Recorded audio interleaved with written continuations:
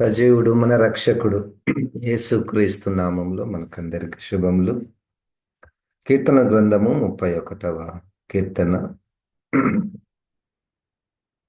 23వ వచనము. కీర్తన గ్రంథము 31వ కీర్తన 23వ వచనము. యెహోవా భక్తులారా, మీరందరూ ఆయనను ప్రేమించుడి. యెహోవా విశ్వాసులను కాపాడును. గర్వముగా ప్రవర్తించు వారికి ఆయన గొప్ప ప్రతీకారము చేయును. ఈరోజు మన ధ్యాన అంశము గర్వముగా ప్రవర్తించు వారికి ఆయన గొప్ప ప్రతీకారము చేయును. బైబిల్లో మొట్టమొదటి పాపము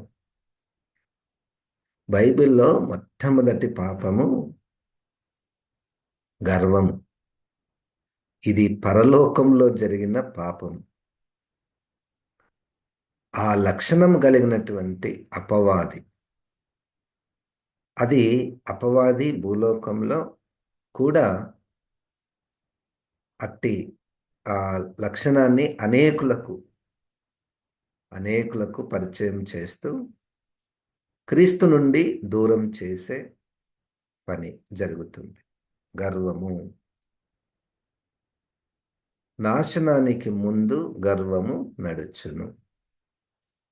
సరే, దావీదు గారి జీవితంలో, దేవునికి స్తోత్రం, దావీదు గారి జీవితంలో, తన వ్యక్తిగత జీవితంలో అటువంటిది ఎప్పుడు కూడా తనకు రానియక ఎల్లప్పుడూ అన్ని విషయములలో, అన్ని పరిస్థితులలో తగ్గింపు కలిగినటువంటి వ్యక్తి దావీదు గారు. కానీ తన జీవితంలో అనేక మార్లు గర్వముతో ఉన్నటువంటి వారిని చూచి, గర్వంతో ఉన్నటువంటి వారి యొక్క నాశనమును కూడా చూచినటువంటి వాడు. మొదటి సమూయేలు గ్రంథంలో 25వ అధ్యాయములో ఒక వ్యక్తి దావీదు గారికి ఎదురవుతాడు. ఆయన పేరు నాబాలు. ఈయనకు ఎందుకు గర్వము, ఎటువంటి గర్వము మనం చూస్తే 2వ వచనంలో, 25వ అధ్యాయము మొదటి సమూయేలు గ్రంథము 2వ వచనం నుంచి, కర్మెలులోని మయోను నందు ఆస్తి గలవాడొకడు కాపురముండెను. అతడు బహుభాగ్యవంతుడు.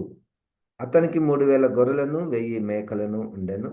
అతడు కర్మెలులో తన గొర్రెల బొచ్చు కత్తిరించుటకై పోయి ఉండెను. అతని పేరు నాబాలు, అతని భార్య పేరు అబీగయలు. ఈ స్త్రీ సుబుద్ధి గలదై రూపసి అయి ఉండెను. అయితే చెరలను బట్టి చూడగా నాబాలు మోటువాడును దుర్మార్గుడునై ఉండెను. అతడు కాలేబు సంతతి వాడు. 10వ వచనంలో నాబాలు, దావీదు ఎవడు, యెష్షయి కుమారుడెవడు? తమ యజమానులను విడిచి పారిపోయిన దాసులు ఇప్పుడు అనేకులున్నారు. నేను సంపాదించుకుని అన్నపానములను, నా గొర్రెల బొచ్చు కత్తిరించు వారి కొరకు నేను వధించిన పశుమాంసమును తీసి నేను బొత్తిగా ఎరుగని వారికి ఇత్తున్నా అని దావీదు దాసులతో చెప్పగా, భాగ్యవంతుడు, ఆస్తి కలిగినటువంటి వాడు, మొరటువాడు. అయితే అంతకు మునుపు జరిగిన సంఘటన ఏంటంటే, ఈ మాటలకు మునుపు జరిగిన సంఘటన, ఈ నాబాలు గారి యొక్క సేవకులు, గొర్రెల కాపరులు ఒక దగ్గర ఉన్నప్పుడు దావీదు గారు వాళ్ళ యొక్క సేవకులు వారిని కాపాడినట్టు, వారి నుంచి ఏది కూడా వారిని మోసం చేయకుండా వారికి సహకారముగా ఉపకారము చేసినట్టు కింద వచనాలలో మనం చూస్తాం. ఈ విషయము చెప్పిన తర్వాత కూడా, మొదటిది. రెండవది, ఇప్పుడు దావీదు గారు సౌలు ద్వారా తరమబడుతున్నాడు. సో ఒక శ్రమలో ఉన్నారు. ఆ శ్రమలో ఉన్నప్పుడు వీరిని ఆశ్రయించినప్పుడు ఆయన నుంచి వచ్చినటువంటి ప్రతిస్పందన, దావీదు ఎవడు అంటే, ఇక్కడ తనకున్నటువంటి భాగ్యమును బట్టి, ధనమును బట్టి, ఆస్తిని బట్టి ఇతరులను, అవసరంలో ఉన్నటువంటి వారిని లెక్క చేయకపోవడము, ఎదిరించడము, హేళన చేయడము అది గర్వము. ఈ గర్వము, ఈ అతిశయము నాశనానికి దారి తీస్తుంది. ఇదే అధ్యాయంలో చివరి వచనాలలో మనం చూస్తే 25వ అధ్యాయము మొదటి సమూయేలు గ్రంథము 25, 26లో నా ఏలినవాడ దుష్టుడైన ఈ నాబాలును లక్ష్య పెట్టవద్దు. అతని పేరు అతని గుణములను సూచించుచున్నది. అతని పేరు నాబాలు, మోటుతనం అతని గుణము. నా ఏలినవాడు పంపించిన పనివారు నాకు కనబడలేదు. తర్వాత ఆయనకు చివరికి ఏమైంది? 37, 38లో ఉదయంన నాబాలునకు మత్తు తగ్గినప్పుడు అతని భార్య అతనితో ఈ సంగతులను తెలియచెప్పగా భయము చేత అతని గుండె పగిలెను. అతడు రాతి వలె బిగుసుకొని పోయాను. 10 దినములైన తరువాత యెహోవా నాబాలును మొత్తగా అతడు చనిపోయాను. దేవునికి ఈ మనిషి మీద ఇంత కోపం రావడానికి గల కారణం ఏంటంటే గర్వం. గర్వము. చూడండి, తనకు ఆస్తి కలిగి ఉండుట, భాగ్యవంతుడుగా ఉండుట అది తప్పేం గాదు. తన న్యాయంగా చూస్తే తన ఇష్టము. ఎవరికైనా తనకు ఇష్టమొస్తే ఇవ్వచ్చు, లేకపోతే లేకపోవచ్చు. కానీ ఒక అవసరతలో ఉన్నటువంటి వారికి తన దగ్గర కలిగి ఉండియు, అంతకు మునుపు వాళ్ళ దగ్గర ఉపకారం పొందినటువంటి వారు అని తెలిసినా గాని ఆ విధంగా హేళన చేయడము, కోపం తెచ్చుకోవడము ఇది దేవుని దృష్టిలో సరైనటువంటిది కాదు. కనుక గర్వము అన్నటువంటిది పనికి రాదు. మనం ఇంతకుముందు చదువుకున్నటువంటి ఈ కీర్తనల గ్రంథంలో 31వ కీర్తనలోనే 18వ వచనంలో చూడండి. 31వ కీర్తనలో 18వ వచనంలో అబద్ధికుల పెదవులు మూయబడును గాక, వారు గర్వమును అసహ్యమును అగపరచుచు నీతిమంతుల మీద కఠోరమైన మాటలు పలుకుదురు.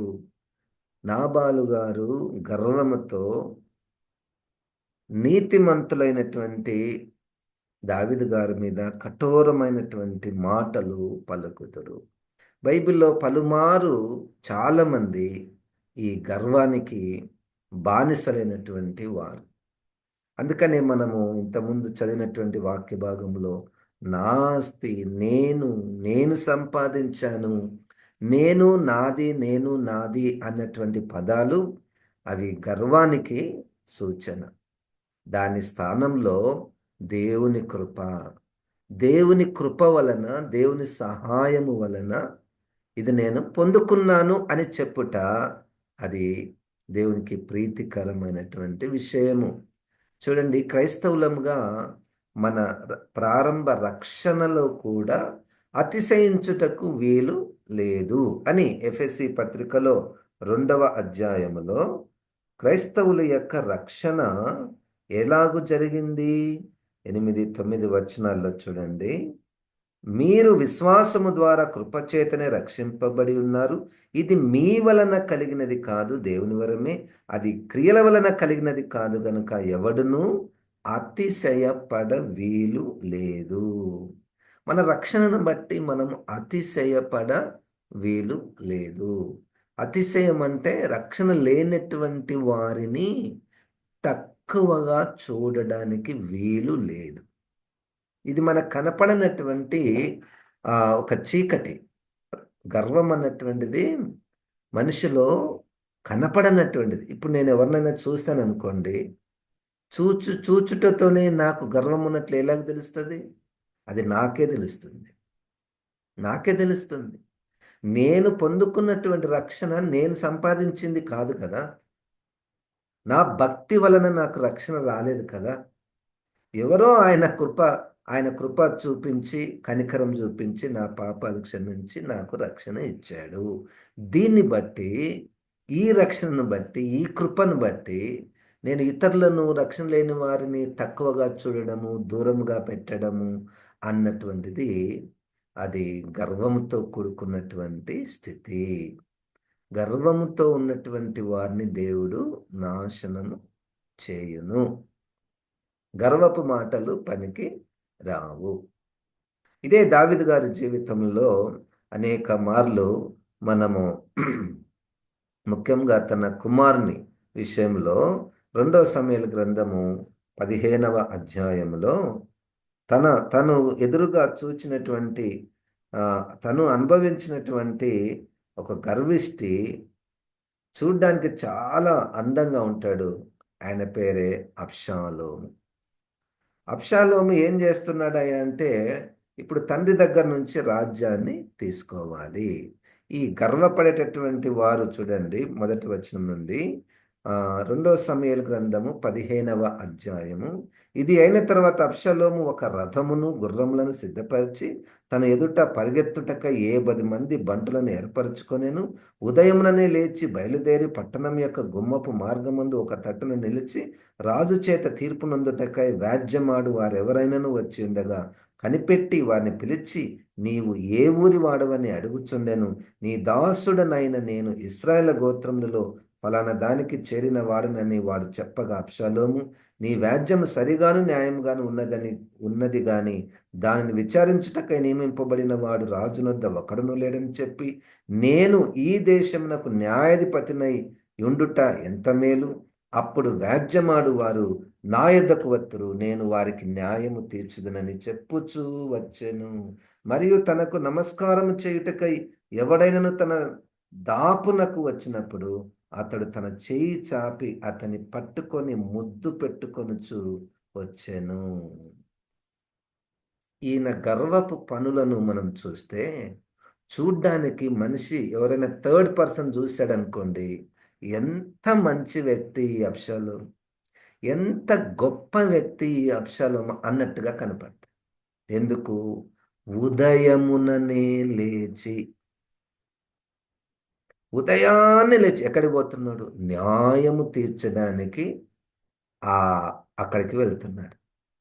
ప్రజలందరూ ఆ మార్గంలో వచ్చి అక్కడ రాజు దగ్గర న్యాయాన్ని కోరుకోవడానికి వస్తున్నప్పుడు ఉదయాన్నే లేచి ప్రజల దగ్గరికి సేవ చేయడానికి వెళ్తుంటే ఎవరికైనా అనిపడుతుంది అది గర్వమని. కొంతమంది కొన్ని పనులు చేస్తారు, చాలా శ్రమపడి చేస్తారు, కష్టపడి చేస్తారు. వాళ్ళ మనసుకే తెలుసు అది ఎందుకు చేస్తున్నారు, అది దేవునికే తెలుసు. నన్ను, నా పేరు, నేను గుర్తించబడాలి ఏదో ఆశించి. మనకు ఏదైనా పదవి రావాలంటే ఇక్కడ అబ్షాలోముకు గొప్ప రాజు పదవి కావాలి. ఏం చేయాలి? కష్టపడాలి. ఈ కష్టపడేది అంతా కూడా మనుషులకు చాలా బాగుంటుంది, మామూలు కష్టం కాదు. ఎవరైనా నమస్కారం చేయడానికి వస్తే చేయి పట్టుకొని దగ్గరికి తీసుకొని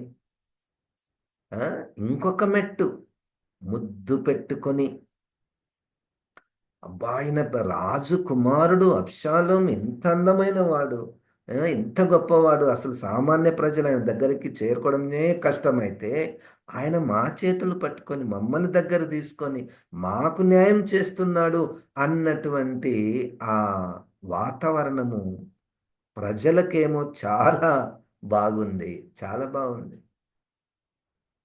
పేరు ప్రఖ్యాతులు ఎలాగొస్తున్నాయి? ఉద్దేశం ఏమిటి? ఉద్దేశం ఏమిటి? అయ్యా దావీదు గారి దగ్గర న్యాయం తెచ్చడానికి ఎవ్వరు లేరు అంటే నేను తప్పంగా వేరేవారు లేరు అన్నట్టు. ఒక్కొక్కసారి మనకు కూడా ఆ మనసు, నేను తప్ప వేరే వాళ్ళు చేయలేరు, నేను తప్ప ఎవరు పాడతారండి, నేను తప్ప ఎవరు బోధించగలరు, నాకు ఇవ్వండి, నాకే ఇవ్వండి. వేరే వాళ్ళకి ఇస్తే తట్టుకోలేము. గర్వము, గర్వపు మనస్సు, అపవాది మనస్సు. పైకి భక్తి, చాలా చాలా ఎంత భక్తి చూడండి ఆయనకు, అబ్షాలోముకు ఎంత భక్తో.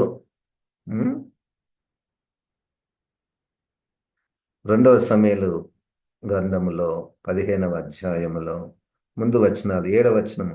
4 సంవత్సరములు జరిగిన మీదట అబ్షాలోము రాజునొద్దకు వచ్చి, నీ దాసుడనైన నేను సిరియా దేశం నందలి గేషూరు నందుండగా యెహోవా నన్ను యెరూషలేమునకు తిరిగి రప్పించిన యెడల నేను ఆయనను సేవించదనని మొక్కుకొంటిని గనుక నేను హెబ్రోనునకు పోయి యెహోవాకు నేను మొక్కుకొని నా మొక్కుబడి తీర్చుకొనుటకు నాకు సెలవిమ్మని మనవి చేయగా, అంత భక్తి భాషనే. బ్రొక్కుతాను, యెహోవా, యెరూషలేము, హెబ్రోను. ఆ? ఎన్ని మంచి పదాలు. కానీ మనసు లోపల ఒకటి ఉంది. మనసు లోపల ఒకటి ఉంది. నేనే రాజు కావాలి. నేనే రాజు. నాది నాది నా పేరు రావాలి. దాని కొరకు ఎన్ని ఉపయోగించుకుంటాము దేవుణ్ణి. గర్వము కనపడదు. కొంతమంది గర్వం ప్రత్యక్షంగా కనపడుతుంది, బయటికి కనపడుతుంది. కనపడనటువంటి గర్వము చాలా ఉంది. అది పరిశుద్ధాత్మ దేవుడు మనల్ని కనికరించి మనకు చూపిస్తేనే మనకు తెలుస్తుంది. పరిశుద్ధాత్మ దేవుడు మనల్ని కనికరించి కృప చూపించి మనల్ని బాగు చేయాలనేటువంటి ప్రణాళిక ఆయనకుంటే మన మనసుకు అరే, ఇది నాలో ఈ ఉద్దేశం ఉందా, ఈ ఉద్దేశం నాలో ఉందా అనేటువంటిది మనకు కనపడుతుంది. లేకపోతే మనకు కనపడేదంతా బయట పరిచర్య, బయట భక్తి. చాలా బాగా కనపడుతుంది. మనల్ని మనం బాగా సంతృప్తి పరుచుకుంటాం. ఎట్లా జరిగింది ఈరోజు పరిచర్య, ఎట్లా ఎట్లా బోధించాను నేను, ఎట్లా బోధించాను అంటే అవతల వాళ్ళని అడగాలి. ఎట్లా బోధించాను, అబ్బా భలే బోధించారు సార్ ఈరోజు మీరు. ఇదేంటి?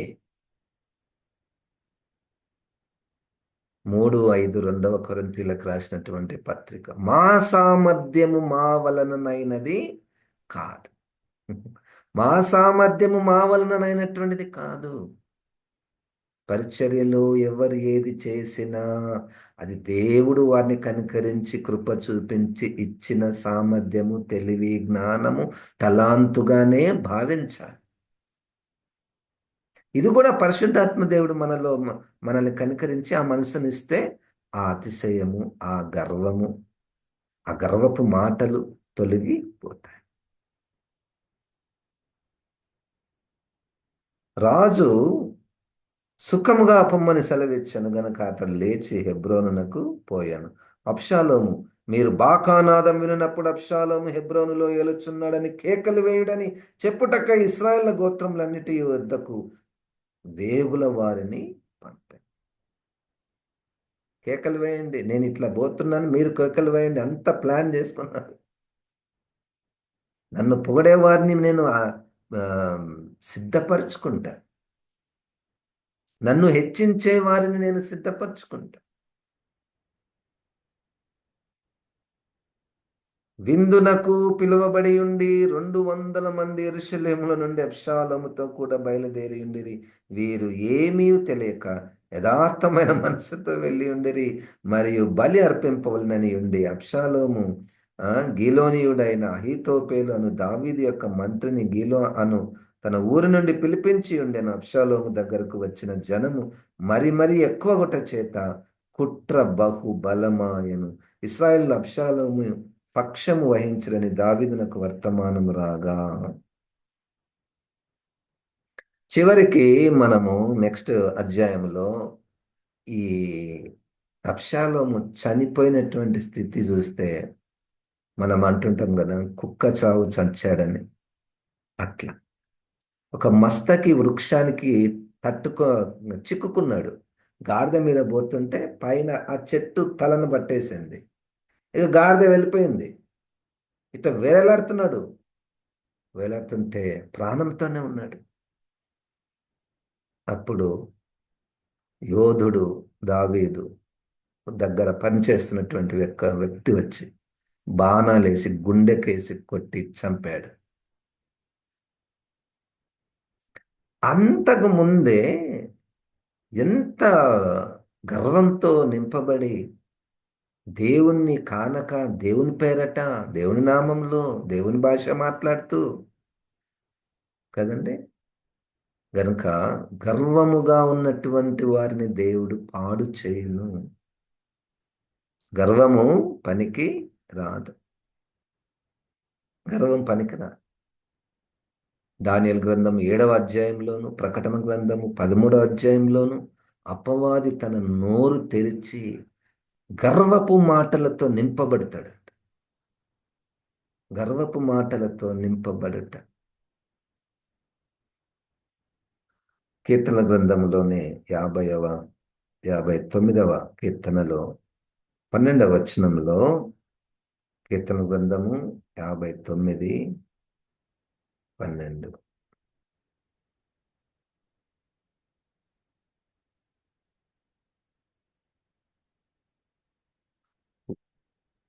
కూడా చదువుతాను. వారిని చంపకము, ఏలైనగా నా ప్రజలు దానిని మర్చిపోదురేమో. మా కేడెమైన ప్రభువా, నీ నీ బలము చేత వారిని చెల్లాచెదరు చేసి అనగగొట్టుము. వారి పెదవుల మాటలను బట్టి, వారి నోటి పాపమును బట్టి, వారు పలుకు శాపములను బట్టి, అబద్ధములను బట్టి వారు తమ గర్వములో చిక్కుపడుదురుగాక. గర్వము ఎక్కువగా మాటలలో కనబడుతుంటది. మాటల్లో అబద్ధములాడడము, పొగుడుకోవడము, పొగిడించుకోవడము. ఆ? మనకు గర్వం పోవాలంటే ఒకటే ఒక సూత్రం అండి. యేసుక్రీస్తు, సిలువ వేయబడినటువంటి యేసుక్రీస్తుని మనం చూడగలిగితే, ఆత్మీయ నేత్రాలు తెరవబడి సిలువ వేయబడిన యేసుక్రీస్తుని మనం చూడగలిగితే, ఫిలిప్పీ పత్రిక 2వ అధ్యాయము 6వ వచనము మనకు బుద్ధికి అందుతే గర్వం అంతా పోతుంది.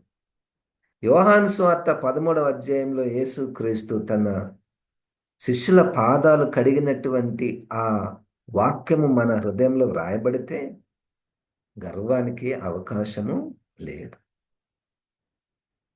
నీవు నమ్ముకున్నా, నేను నమ్ముకున్నా మన ప్రభువే, మన దేవుడే యేసుక్రీస్తు అంతగా తగ్గించుకుంటే మనకెందుకు ఆ గర్వము? మనకెందుకు ఆ గర్వము? గర్వము పడుట ద్వారా దేవునికి రావలసిన మహిమను మనము దొంగిలిస్తున్న వారితో సమానము. అంతే కదండి? దేవునికి రావలసినటువంటి మహిమ, ప్రభా నాకు ఇంత ఆస్తినిచ్చావు, నీకు వందనాలు, ఇది నాది కాదు. దావీదు గారు నాకు నచ్చినటువంటి మాట, మనం కూడా ఈ పాటల్లో పాడుతుంటాము. ఏదైనా మనం దేవునికి ఇస్తున్నామంటే, ప్రభువా నీవిచ్చిన దాని మొత్తములో నుండి కొంత తీసి నీకే ఇస్తిమి. ఈ కొంత ఎంత తెలుసా అండి? ఈ కొంత దావీదు గారి భాషలో కొన్ని వందల టన్నుల బంగారు, వెండి. దాన్ని ఆయన కొంత అంటాడు. నువ్వు నాకు ఇంత ఇచ్చావు, నేను నీవిచ్చిన దానిలో నుంచి తిరిగి ఇచ్చుట. అసలు దాంట్లో ఏమైనా అతిశయము అనిపించేది ఉంటుందా? కనపడుతుందా? ఇప్పుడు ఎవరైనా మనకు ఒక 1000 రూపాయలు ఇచ్చి నాకు 10 రూపాయలు ఇవ్వండి అన్నాడు అనుకోండి. 1000 రూపాయలు తీసుకొని మనం వాళ్ళకి 10 రూపాయలు ఇచ్చామనుకోండి, మనకేమైనా అతిశయం అనపడుతుందా? నేను వాళ్ళకి 10 రూపాయలు ఇచ్చాను అని అనపడుతుందా? అట్లా అనపడుతుందా? అది 1000 రూపాయలు నాకు ఇచ్చాడు ఆయననే. ఇవి ఆయనవే కదా, మళ్ళా నేను మొత్తం కూడా ఇవ్వలేదు, కొంచెమే నేను ఇచ్చాను. కొన్నిసార్లు ఇచ్చే విషయంలో ఎంత అతిశయమో, దేవునికి ఇచ్చే విషయంలో ఎంత అతిశయమో. నా అంత ఇచ్చిన వాళ్ళు లేరన్నట్టుగా మనము నన్ను గుర్తించాలి. ఇదిగో ఫలానా వ్యక్తి ఇంత ఇచ్చింది, ఇంత ఇచ్చాడు అని మనం కనబరుచుకునే స్థితి మనసు, గర్వపు మనసు. అది అది అబద్ధమా మనం చెప్పింది? నువ్వు ఇచ్చిన దాంట్లో నుండి నేను నీకు కొంత ఇచ్చి తినని వాక్యమే కదా, అది వాక్యమే కదా. అది నిజమైతే అది నిజమైతే మరి నేను ఇచ్చిన దానికి నన్ను ఎందుకు గుర్తించలేదు? నన్ను గుర్తించండి. రకరకాలుగా మనము దేవునికి ఏదైనా ఇస్తే నన్ను గుర్తించండి, నా పేరు చెప్పండి, నా పేరు రాయండి. అతిశయం కాదండి? గర్వపు తలంపులు, గర్వపు మాటలు, గర్వపు క్రియలు, దేవుని పేరట, దేవుని నామములో, భక్తి వేషములో పరిశుద్ధాత్మ దేవుడు మనల్ని కనికరిస్తే యేసుక్రీస్తు యొక్క ఆ ఆ జీవన విధానాన్ని మన మనసులో రాస్తే, అమ్మా యేసుక్రీస్తే ఇట్లా ఉంటే నేనెట్టున్నాను, యేసుక్రీస్తే ఇట్లా ఉంటే నేనెట్లా ఉన్నాను, నా దేవుడు నా ప్రభు అని ఎంతగా చెప్పుకుంటాను, ఎన్ని పాటలు పాడతాను ప్రభు గొప్పవాడు అని. ఉం? ఆయననే నా కొరకు సిలువ వేయబడ్డాడు, పరలోకములో ఉన్నటువంటి భాగ్యాన్ని వదిలిపెట్టి కిందికొచ్చాడు అని నేనే పాట పాడితేనే మళ్ళా నేనే హెచ్చించుకుంటాను. ఎట్లా అండి? పరిశుద్ధాత్మ దేవుడు కనికరించి మన మనసులోనికి ఆ ఆ తలంపులు తెస్తేనే కానీ మనలో మార్పు రాదు. ప్రయత్నం చేస్తే వచ్చేది కాదు ఇది. నేను మీకు చెప్తే నువ్వు పాటించేది కూడా ఏముండదు. ఎందుకంటే అది అపవాది పనిచేస్తున్నాడు కదా, అపవాది రాజ్యం కట్టుకుంటున్నాడు కదా. ఎవ్వరికి ఏం చేయనవసరం లేదు. పెద్ద పెద్ద పాపాలు చేయనవసరం లేదు. ఒక్క గర్వం ఉంటే చాలు నరకానికి పోవడానికి.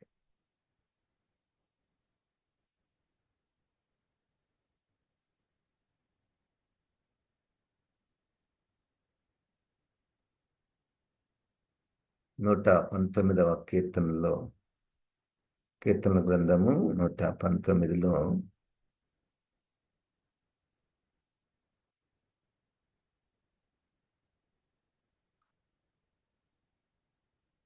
78వ వచనం నేను చదువుతున్నాను.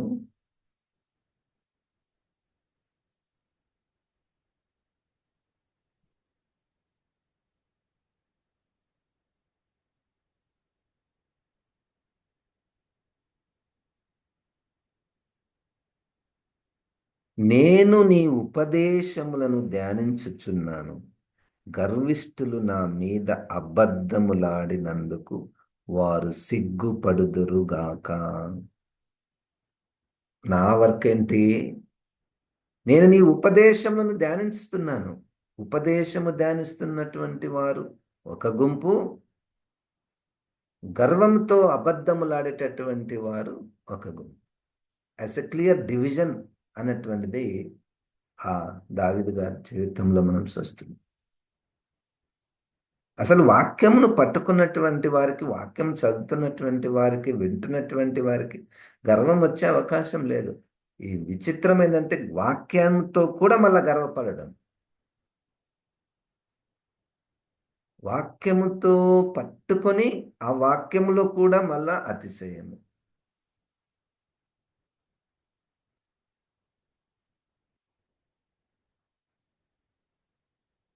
నా భార్య, నా భర్త సంవత్సరానికి ఒకసారి బైబిల్ అయిపోగొడతారు సార్. అందరికి చెప్పుకుంటుంటారు వీళ్ళు.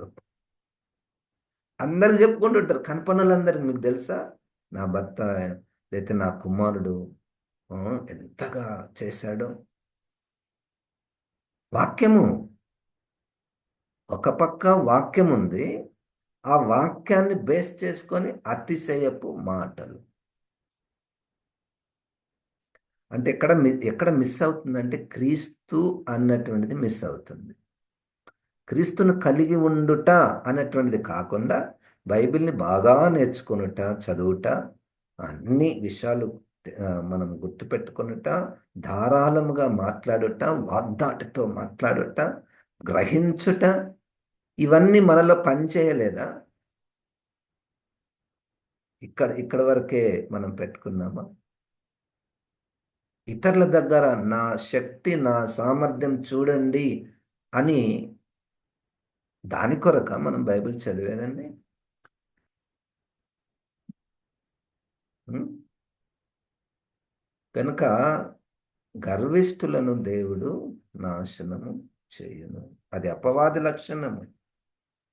నాశనానికి ముందు గర్వము నడుచును. గర్వం పోవాలంటే ఒకటే సూత్రం నేను చెప్తున్నాను కదండి. యేసుక్రీస్తుని మీ హృదయంలోనికి చేర్చుకోండి. యేసుక్రీస్తుని ధ్యానం చేసుకుంటూ ఉండండి. యేసుక్రీస్తుని చూడడానికి ప్రయత్నం చేయండి. ఆయన లోకంలో ఉన్నప్పుడు ఎట్లా ఉన్నాడు ఆయన ఆయన మనసు మనకు తెలుస్తుంది కదా. ఆయన మాటలలోనే వాళ్ళ మనసు తెలుస్తుంటది కదా. నేను చెప్పే బోధ నాది కాదయ్యా అంటాడు. ఇంకేంటి? యేసుక్రీస్తే నేను చెప్పే బోధ నాది కాదు, తండ్రి నాకు అనుగ్రహించిందే మీకు చెప్తున్నా. అలాంటప్పుడు ఈ బోధకుణ్ణి అయినటువంటి నేను నా బోధను బట్టి హెచ్చించుకున్నట్ట ఎక్కడ? ఇది నాది అన్నట్టుగా ఆ తలంపులు గర్వపు తలంపులు. ఏవైనా కానీ పరిశుద్ధాత్మదేవుడు మనల్ని కనికరించి సర్వసత్యములోనికి నడుపునుగాక. జీవం గల తండ్రి, ఈ వాక్యాన్ని ప్రభా మరి ముఖ్యంగా నీవు నాలోనికి మాలోనికి రమ్ము ప్రభా. ఏ విషయమందు కూడా నైనా మేము అతిశయపడకుండా నువ్వే మాకు నీ నీ లైఫ్ స్టైల్ని మాకు నేర్పించుము, నీ మార్గంలో మమ్మల్ని స్థిరపరచమని ఏసునామున్న ప్రార్థిస్తున్నాము తండ్రి. ఆమెన్. ఇప్పుడు మన పరమ తండ్రి అయిన దేవుని యొక్క ప్రేమ, ప్రభువైన యేసుక్రీస్తు యొక్క కృప, పరిశుద్ధాత్మ దేవుని యొక్క సహవాసం మనకందరికి సదాకాలం తోడై ఉండును గాక. ఆమెన్.